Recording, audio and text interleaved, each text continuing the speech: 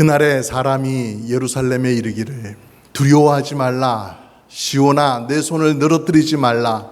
너의 하나님 여호와가 너의 가운데에 계시니 그는 구원을 베푸실 전능자이시라.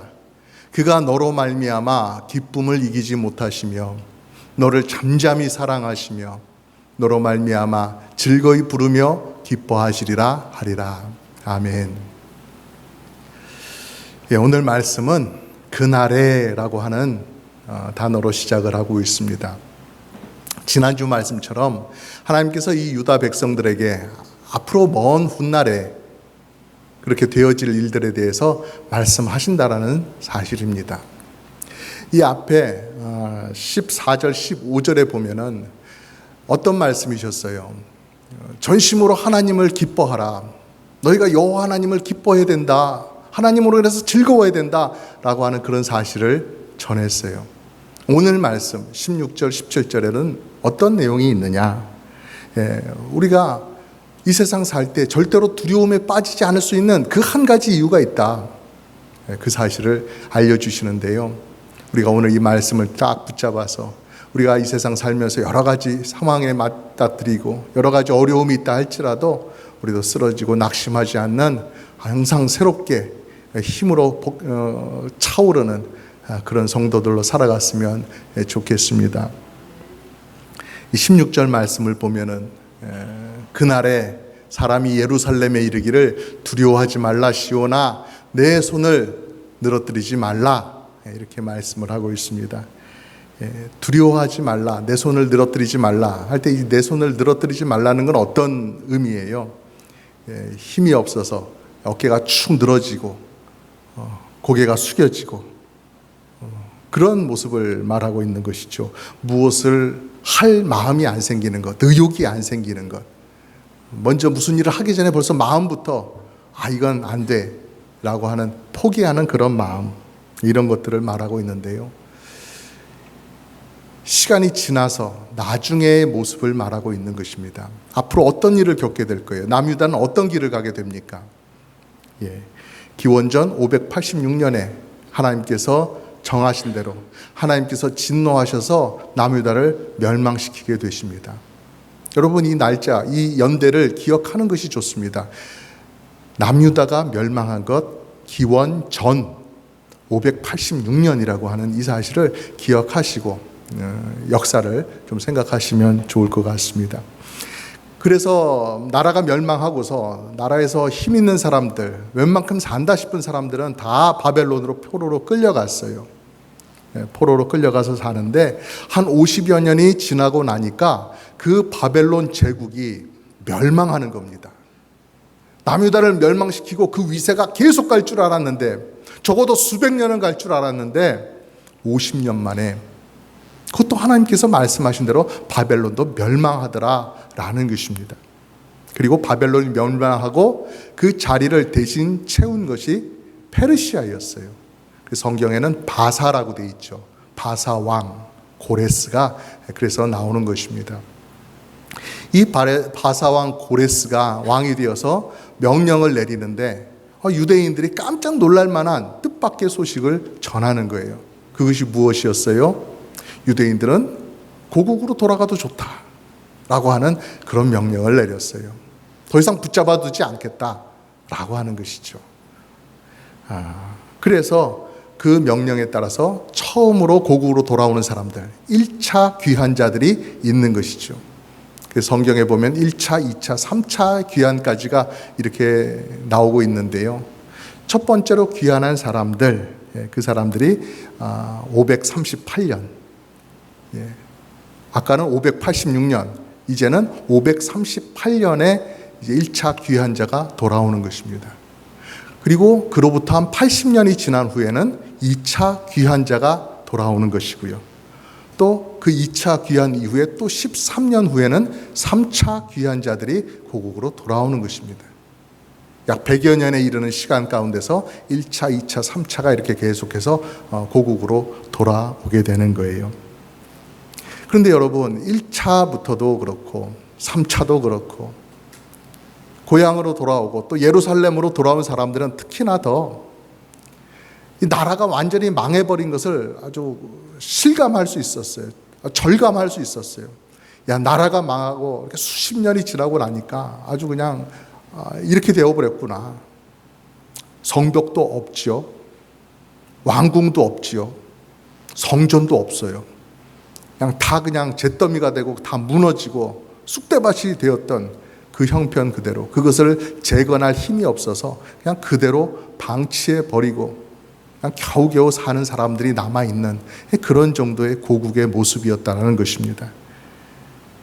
겨우 부서진 집 조금 고치고 논밭 조금 개간을 해가지고 그냥 먹고 사는 정도의 급급해하고 있는 그러한 그 동포들의 모습을 보게 되는 거예요. 고국으로 돌아왔지만 그렇다고 해서 우리나라가 독립을 해가지고 새롭게 출발하는 것이 아니라 여전히 이 페르시아에서 파견한 이 총독 아래에서 지배를 받고 살아가고 있는 그러한 형편이었어요. 그러니 여러분, 무슨 힘이 나겠습니까? 고국으로 돌아온 것까지는 그래도 좋은데, 뭔가 새 출발하는 것 같은데 별로 달라진 게 없는 것 같은 거죠. 오히려 모든 것이 잘 정비되어 있는 바벨론, 페르시아, 그것과 비교해서 아직도 전쟁 후에, 멸망 이후의 모습이 그대로 남겨져 있는 고국의 모습은 참으로 실망스러운 것이고 살기 힘든 것이었어요. 예전엔 이 길 옆쪽에 맛있는 빵을 구워 팔던 빵집이 있었는데 이제는 없네 하는 아쉬움이 남겠죠. 예전엔 이쪽 산자락에는 참 포도가 잘 자라는 과수원이 크게 있었는데 이제는 아무것도 남지가 않았네. 정말로 나라가 망한 거구나. 이런 것이 실감되었을 거예요. 다 같이 지금 1차 귀환자로 같이 왔습니다. 거기서 누구를 따르겠어요? 무슨 지도자를 거기서 세우고 그 말을 존중하면서 따라가겠어요? 무슨 조직체를 새로 갖겠어요? 그냥 자기 집 마련하고, 자기 집 마련해서 그 앞에서 이제 농사 짓고 가축 키우면서 사는 것, 거기에 급급한 거예요. 나 먹고 사는 것에 급급한 거예요. 무슨 성전에서 무슨 크게 예전처럼 제대로 갖춰진 그런 신앙 공동체로서 그 나라의 모습을 회복하고 살아가는 것은 너무나 먼 일이었어요. 엄두가 나지 않는 일이었어요. 살아가면서 그들 속에 그런 생각이 들었겠죠. 우리가 고국으로 돌아왔긴 돌아왔는데 우리 계속 그냥 이렇게 살면 되는 거야? 이렇게 살아도 되는 거야? 이게 맞아? 이러려고 하나님께서 우리를 다시 고국으로 돌려보내셨나 하는 그런 생각도 들지 않았겠어요. 2차 귀환자들, 3차 귀환자들도 마찬가지였을 것입니다.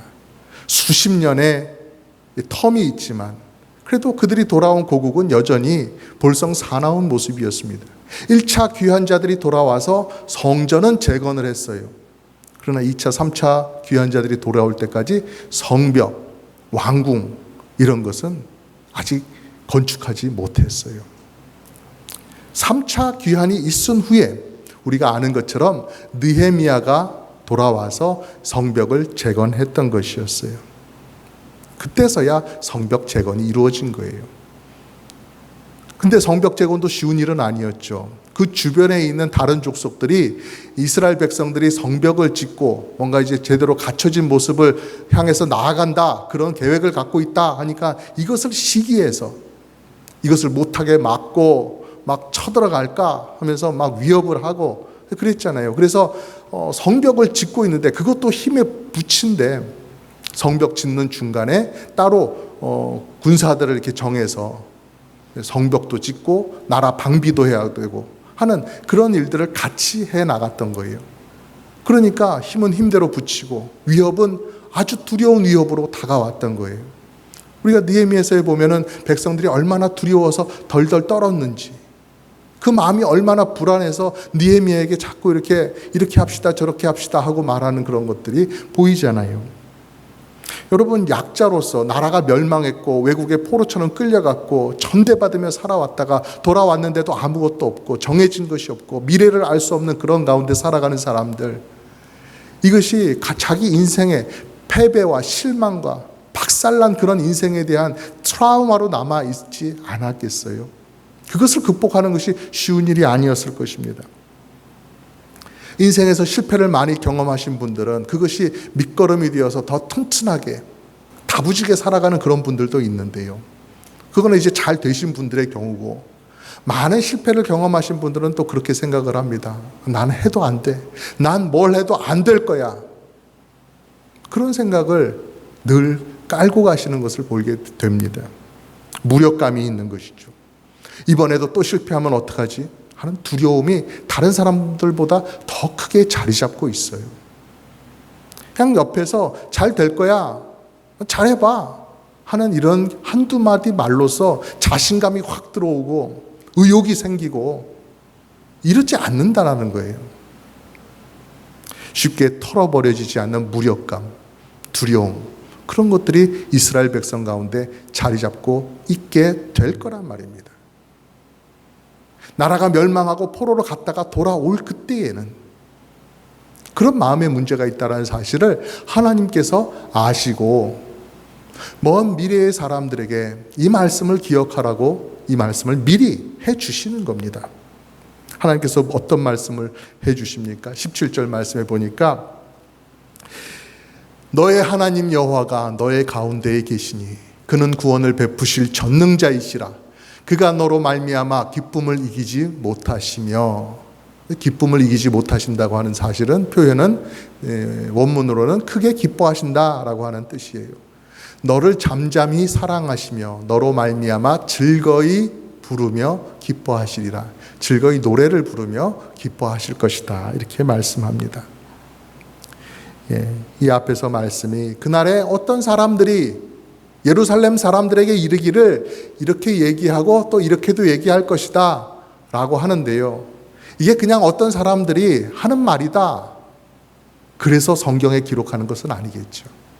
누구든지 볼 수 있도록 하나님의 은혜가 이렇게 임할 것이다. 분명히 주어질 것이기 때문에 하나님께서 다른 사람들의 입술을 빌리는 것처럼 하셔서 하나님께서 하실 일을 말씀하시는 거예요. 여러분, 그래서 오늘 말씀의 핵심은 무엇입니까? 하나님께서 너희와 함께 하신다. 너의 하나님 여호와가 너의 가운데에 계신다. 너희들 중에 계신다 라고 하는 그 사실을 말씀하시는 것입니다. 하나님께서 이스라엘에게 진노를 쏟으셔서 멸망을 시키실 때 성전도 다 파괴됨을 허락하시고 성벽도 무너지고 또 왕궁도 무너지게 하실 때에 하나님은 남유다에 대해서 눈을 감고 등을 돌리시고 멀리 떠나신 것 같았습니다. 근데 이제 이스라엘 백성들을 다시 돌아오게 하고 또 성전을 다시 짓게 하고 하는 이런 일들을 행하실 때에 하나님께서 다시 돌아오시는 것처럼 말씀하신 거예요. 하나님은 멀리 계신 것이 아니고 떠나서 안 돌아오시는 하나님이 아니시라 하나님이 지금 너의 가운데에 계신다. 바로 이 사실을 기억하게 해주시는 거예요. 지난주에 말씀이 어떤 것이었어요? 하나님께서 너희와 함께 하시니 너희는 기뻐해라 라고 말씀을 하셨어요. 근데 오늘 말씀은 무엇입니까? 하나님께서 너희들과 함께 하시는데 하나님께서 너희들을 기뻐하신다 라고 말씀하시는 거예요. 차이가 있죠. 그러니까 우리만 하나님으로 인해서 기뻐하는 것이 아니라 하나님이 우리를 인해서도 기뻐하신다. 바로 그 사실을 말씀하시는 것입니다. 하나님이 이렇게 인격적이시라는 거예요. 너희가 나로 인해서 기뻐해라. 나도 너희를 인해서 기뻐하겠다. 이것이 하나님께서 원하시는 언약의 관계라는 것입니다. 하나님께서 원하시는 화평의 관계, 사랑의 관계예요. 하나님께서 이사야 선지자를 통해서 이루실 소망의 약속도 바로 그러한 것이었죠. 예수 그리스도 안에서 교회와 하나님 사이의 그 관계, 그것이 아름답게 소개되는 것이 이사야 62장 4절 말씀입니다. 우리 같이 읽어볼까요? 시작.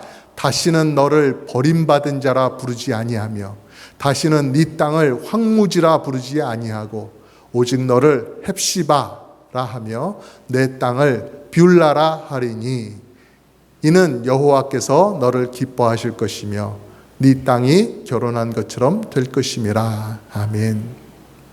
헵시바, 우리 나라 또 어떤 백성, 이것을 이제 여성형으로 이제 생각하잖아요. 그래서 그녀는 나의 기쁨이다. 그래서 헵시바, 또 뷰라라고 있다라고 하는 것은 이제 싱글인 상태냐, 뭐 결혼을 했냐 할 때 우리가 무슨 서류 같은 데 보면 싱글 또는 메리드 뭐 이런 거 이렇게 체크하는 것처럼 결혼한 상태, 그걸 말하는 거예요. 그래서 이스라엘 백성들 결혼한 상태가 된다. 그러니까 혼자 그냥 내버려진 상태가 아니라 하나님께서 남편이 되어주셔서 결혼한 상태로 살아가게 되어 있는, 그리고 그녀는 하나님의 기쁨이 되는 것, 이러한 상태를 이사야서에서 말씀하고 계시는 겁니다. 여러분, 우리의 인생 가운데서 오는 두려움, 다른 사람들이 볼 때는 별것 아닌 것 같고, 그거 왜 못 견디요? 그냥 훌훌 털어버리고 또 잘 극복하면 되지 왜 그거를 못해? 라고 말을 할 수는 있겠지만, 당사자는 정말 두려우면 두려운 겁니다. 두려워서 아무것도 못하고 아무 생각도 나지 않고 그 두려움에 휩싸여가지고 덜덜 떨고만 있을 수가 있어요. 그 두려움의 대상은 다 다르지요. 인생이 주는 두려움이 무서운 것들이 있을 수가 있어요. 근데 그런 것들은 우리가 어떻게 극복을 할 수가 있나요? 내가 다른 것을 많이 가진다고 해도 이게 극복이 안 되는 거예요. 내가 어떤 것을 가지고 있다고 할지라도 내 속에 나도 모르게 들어오는 그런 두려움들은 해결이 되지 않는 것이죠. 마음이 무너지고 의욕이 생기지 않을 때 우리는 어디서 힘을 얻을 수가 있나요? 어디서 의욕을 얻을 수가 있나요? 내가 원한다고 되는 것이 아닙니다. 우리 집안의 옷걸이에서 옷이 툭 떨어졌을 때 옷이 떨어졌네, 다시 올려야지 하고 딱 집어서 옷걸이에 다시 척 걸어두는 그런 정도로 쉽게 툭탁하고 되는 것이 아니라는 것입니다. 하나님의 임재가 우리에게 있고 또 우리가 그 임재를 깨달으면서 살아가야 이 모든 두려움과 무력감이 해결이 될 수가 있는 것입니다. 하나님 지금 그것을 말씀하고 계시는 거예요. 이스라엘 백성에게 필요한 그것, 이스라엘 백성들을 다시 추스려서 일으켜 세워주시고 앞으로 나아가게 하여 주시기 위해서 바로 그 사실을, 내가 너와 함께 하겠다, 내가 너를 기뻐한다, 너도 나를 기뻐해라 라고 하는 그 사실을 말씀하고 있는 것입니다. 하나님의 임재가 주는 해결, 그래서 우리는 하나님의 임재를 소중하게 여겨야 되는 것입니다. 하나님께서 우리 가운데 계시면서 우리를 사랑하고 기뻐하고 계신다. 바로 이것이 우리에게 새 힘을 주는 힘의 원천이라고 할 수 있는 것이죠. 힘든 어려운 상황, 내가 어떻게 대처하면 이거 해결될 수 있을 것 같아? 여기서 힘이 오는 것이 아니라 나는 모른다 할지라도, 나는 잘 대처하지 못할 것 같아 라는 생각이 나를 사로잡고 있다 할지라도, 나는 잘 못하지, 그러나 내게는 하나님이 계셔, 모든 걸 알고 모든 걸 다 대처해 주실 수 있는 그 하나님이 나를 기뻐하시며 나와 함께 계셔. 이것이 바로 우리를 세워주고 우리 모든 것을 감당하게 해주는 힘이라 하는 것입니다. 여호와 하나님께서 너희 가운데 계신다. 이것이 하나님께서 주시는 확실한 약속의 말씀이에요. 하나님은 전능하신데 멀리 계시는 것이 아니라, 나를 모르시는 분이 아니라 나를 아시고 내 옆에서 나를 돕고 계시고 나를 구원을 하실 뿐만 아니라 구원을 완전히 이루어 가시고 오늘도 나를 도와주기 위해서 내 옆에 떠나지 않고 계시는 바로 그분이라고 하는 사실을 우리가 잘 믿기를 바랍니다. 우리가 이 사실을 굳건하게 믿을 때 이 세상에 두려운 것이 없습니다. 내 삶이 무너진 것 같아도 다시 일어설 수 있는 힘이 생기는 것입니다. 그러므로 여러분, 하나님을 기뻐하시기 바랍니다. 하나님이 나와 함께 계신다는 사실, 그리고 그 하나님이 내게 무서운 눈초리가 아니라 방망이를 들고 때릴 것처럼 쳐다보시는 것이 아니라 나를 인해서 한량없이 기뻐하고 계시는 바로 그 모습, 여러분 말씀을 통해서 우리 영적인 눈을 열어서 보시면서 살아가시기를 바랍니다. 우리 하나님으로 인해서 기쁨을 누리며 그분의 도움을 받을 때 우리의 인생이 어느 때보다 풍성해질 것입니다. 이 말씀 여러분 마음에 새기고 하나님의 기쁨이 여러분의 삶을 가득 채우시기를 주님의 이름으로 축복합니다.